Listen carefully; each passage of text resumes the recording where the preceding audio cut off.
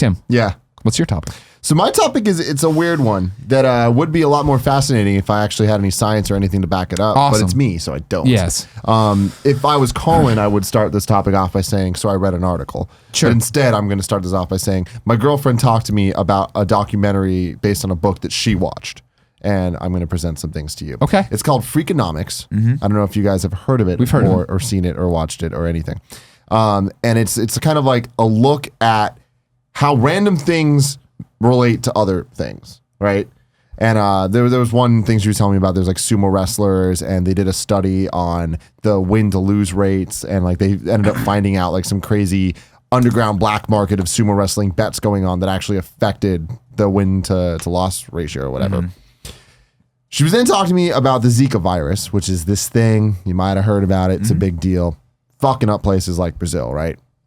There's mosquitoes transmitting diseases, and they're like, this affects babies. Do not have babies. If you're having a baby, do not come to Brazil. This made me start thinking in my fucked up head. I'm like, all right, how would that affect us? Because this is a really fascinating kind of concept, right? Of just like things affecting other things, even though it's like hard to prove they're related, but there's just cause and effects, right? The butterfly effect. Yes. So I was like, Stress and effect. if this Zika virus thing is as intense as it sounds, and people aren't allowed to have babies, and if the CDC or whatever were to come out and be like, you cannot have a baby this year, like you just can't do it, and if you do, you have to leave. You can't be here.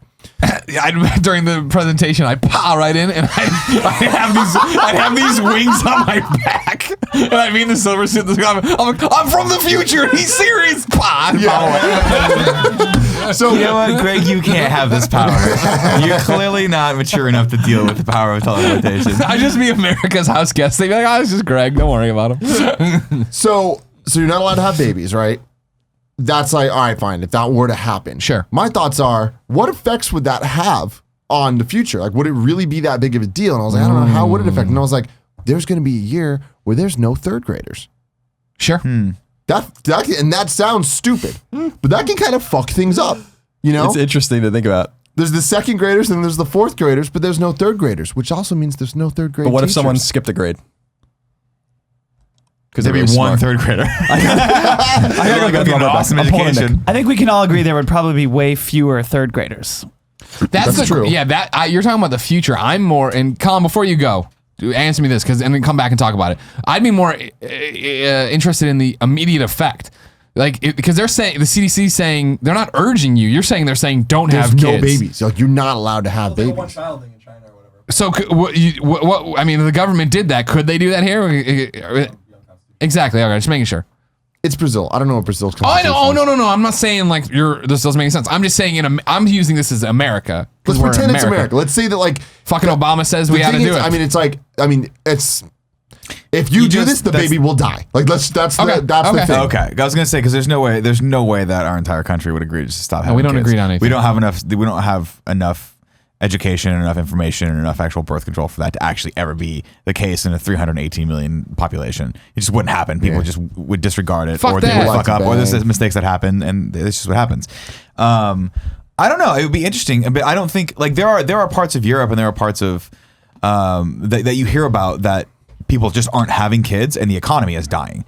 So there probably would be a little bit of an impact to the economy, but not much because it's just 1 year, right? But So it's not like you're missing what's out on an interesting to entire me generation is of people. That year keeps moving. So it keeps having different effects, right? Because you don't have third graders 1 year, but then there'll be a year where there's no sophomores in high school.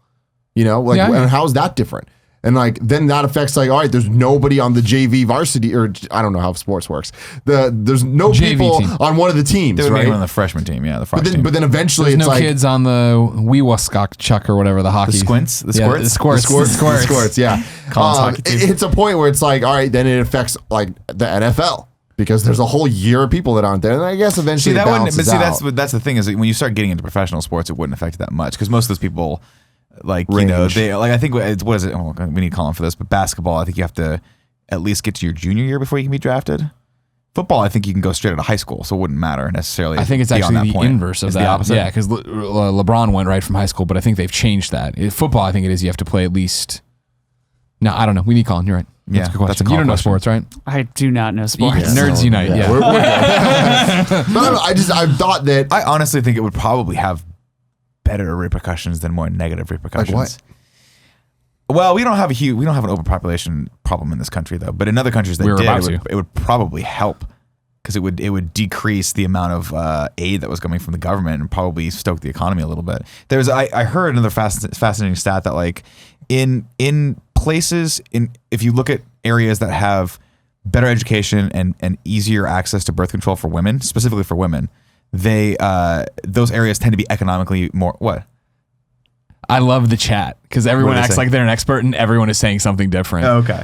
Bluth Bananas. It's one and done now for basketball. Basketball is 19, says Red Animator. Buff Arms. NFL is junior year. DZ says 2 years of football. Loyalty. 1 year of basketball. 3 years of football. Football is 2 years. Basketball. It's this thing that keeps changing around. Base mentality. It's one for both guys. Internet. We got to get Colin to do the final word on that. Internet. Yep. I'm going off on a tangent. That's kind of a different subject. So, but yeah, I don't know. It would be fascinating. That'd be really weird. I don't think it'd be that big of a deal. I don't think it would either. I don't. There's different people entering children at different ages too for grades. You know, there's cutoffs and whatever, but we fudge the cutoffs a bit to make it where grades 3 and 4 are smaller classes because technically they moved it around where all these kids should be fourth graders and they're not. Yeah, that's what I'm saying. As far as education is concerned, like I think it would have probably a better impact because how many times do you talk to a teacher who's like, I have too many students in my class? Like, right? As far as not private schools, but for public schools, it would probably have an actual positive impact because you'd have less kids per classroom and the kids that were there would probably get a little bit better attention. Also, parents are having too many kids. They are. Come on. I can tell that. Knock it off. We don't need any more too many people. goddamn strollers in there. Oh, I hate the strollers. There will be a year where you're good. No, they wouldn't because there would still be people with fucking strollers. Yeah. Colin. Yes. What is it now for basketball for going to the NFL and going to the NBA? What's the rule for college now? I think NFL, don't you have to be like 21 or 22 to enter the draft? Is that what it is? NBA, you don't have to go to college at all. Okay. I thought they LeBron changed that. LeBron Yeah, came out. I know LeBron changed, but I thought they recently changed NBA. But I didn't hear that, but maybe. Okay. Chat can't come to a consensus. So Yeah. we're the lost. word is out. But okay, so what other weird things could this cause? Because I've just been thinking about it. I just think the sports is where I went and the schools, but I feel like it'd have other weird I only think it'd be ramifications. good things.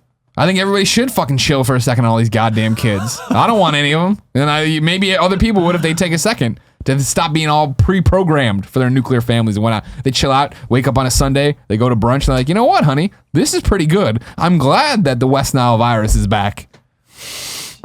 I'm just saying. Maybe it had some good points in this scenario. You know what I mean? Well, it's like when you have a pandemic, like the Black Death, like wiped out a third or something of the population of Europe, or whatever. Like these kinds of corrections are going to happen again. It's inevitable. So like doesn't sound like that kind of thing. But when you look at like exponential population growth globally, like we just cannot. The projections that show us at 20 or 25 or 30 million or billion people on the planet, it's like that's not possible. That's just not possible. We could build up and all those kinds of things, but where does the food come from? Where does the water come from? The resources. If we start knocking down trees and ruining the ability for oxygen to be made, also with plankton and all that kind of stuff, polluting of the seas and all these kinds of things, it's like there is going to come a point where we are going to have population controls. I don't think that's going to happen in the next generation or two, but eventually countries and global authorities like the UN are going to have to kind of come to terms with the fact that like we cannot have 25 billion people on the planet. Like how? There's space, but are there resources? Yeah, even if you tried, right, there would be deficiencies in medicine and food, and lots of people would die.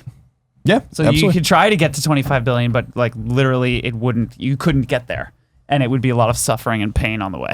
Yeah, absolutely. Like I've always said, and it's not like it's a unique thought, but like humanity has outsmarted evolution. Like there are things about us like that would kill us. Certain people, like I have like really bad stomach problems and I take like medicine for it and I've had like, things done for it, but like that might take me out and that might take my genes out of the pool as well to make the human race healthier in the future. But since we've outsmarted evolution or whatever, like we can all survive, like population growth is just going to continue to exponentially grow over and over and over again. And it's a scary kind of prospect to think about the planet in a couple hundred years, because it's not going to take that long. We've jumped 5 to 6 to 7 billion like very quickly, and imagine everyone having 1, 2, 3, 4 children. It gets pretty out of control pretty quick. So it's a very interesting kind of moral question, but it gets into like bioethics and all those kinds of things where it's like, well, we have to do our best to save to let people live their lives, have their children, provide them the best care and the best medicine as well. But what does that also mean for the future of our children's children? It's a super philosophical question, I think. And what if the moon disappeared?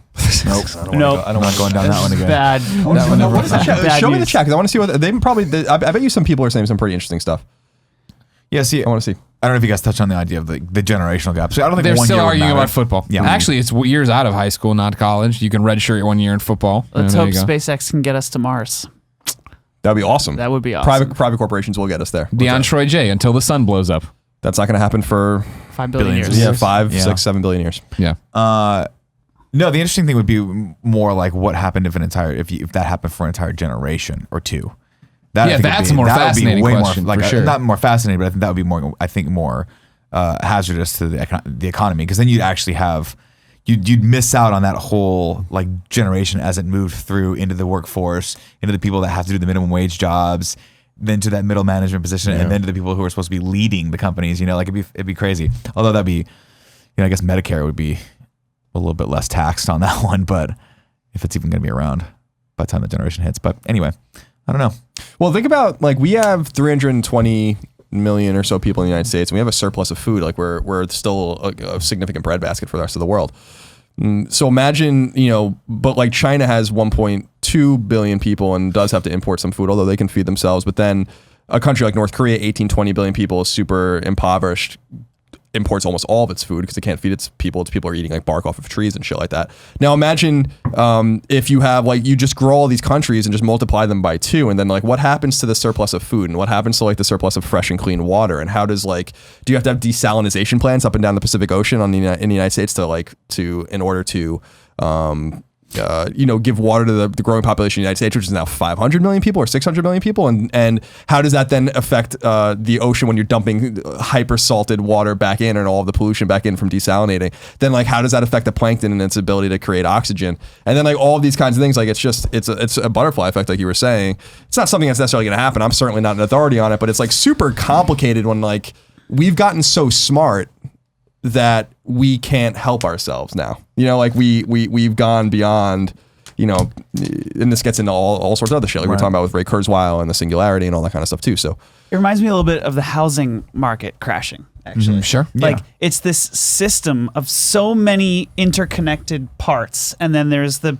local people actually selling the loans who are getting bonuses, and then there's the banks who are repackaging subprime loans into other packages, and all of those systems, when you combine them all and then you looked at all the incentives, it led to this thing where we were just waiting for disaster and no one saw it.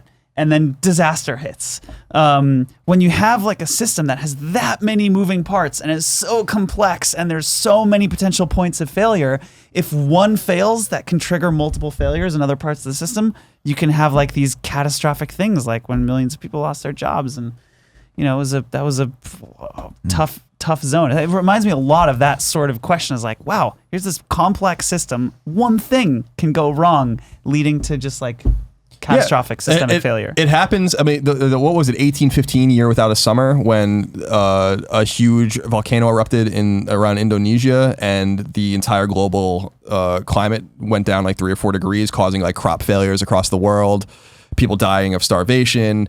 You know, John Adams and all these guys, you know, not so much founders, because it was a little bit after the War of 1812, but people contemporaneous to that were writing about like it was snowing in Massachusetts in June and all this kind of stuff, like ruining crops, like just because a volcano on the other side of the world erupted. And then, you know, you could fast forward that to today, like when it was like mutually assured destruction and all this kind of stuff, and people were like, well, what the effects of radiation and stuff? It's like, if you detonate 20 or 30 bombs, you're gonna have nuclear winter. It doesn't matter like what the effects of the radiation is locally. You're not gonna have any sunlight. You know, like, so it's like there's all these unintended consequences of like what happens, and you know these minute and weird things. And now we're seeing it with global warming, which I think is mostly man-made. I don't think it's all man-made, but it's certainly made way worse by man's activities, and how that kind of just 1 degree, 1.5 degrees Fahrenheit can melt ice caps and raise water levels to the point where like New Orleans is like going to be uninhabitable in 50 years. And the fact that like anyone even tries to make that a place anymore is like unbelievable. So it's amazing how in that instance, like how the Industrial Revolution, post-Civil War, around that kind of time, created this thirst for pollutive kind of industries that 150 years later are causing the coastlines to erode away and flooding to happen and terrible storms to occur. I mean, look what, we can rattle off a bunch of hurricanes and a bunch of superstorms that, were unheard of 100 years ago because of unintended consequences. So it's just fascinating to think about these kinds of things. They go way deeper, I think, than even like the government saying, well, no one have kids for a year. It's like, yeah, that's possible and that could happen, but it's like, it's even more a minor domino falling somewhere around the world is probably going to be our undoing, not that kind of stuff. So it's just interesting to think about, I guess. And dire. And thanks fun. for the uplifting topic, Tim. No more third graders. That was brought to you by Squarespace. You can start your free trial today at squarespace.com. When you decide to sign up for Squarespace, make sure you use the offer code KINDOFFUNNY to get 10% off your first purchase. Nick, Yes. you built the first KINDOFFUNNY.com with Squarespace. I did. Did you enjoy it? I did. It's very easy to use tool set, very intuitive, very easy to use if you want to have a portfolio site or a small site for your business. I definitely recommend checking it out. Thank you. Building a website can be tough. And even if you know your way around coding, creating something that looks good and works well is a time-consuming affair. Whether it's for a business site, a portfolio, like you just said, Nick. You said that. Yeah. A restaurant or whatever else.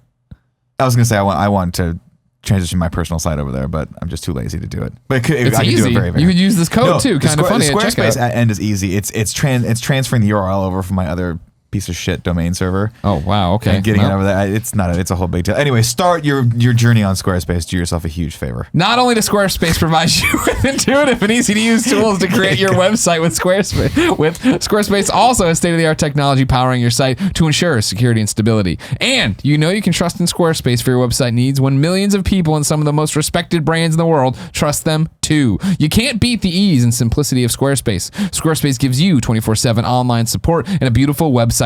So what are you waiting for?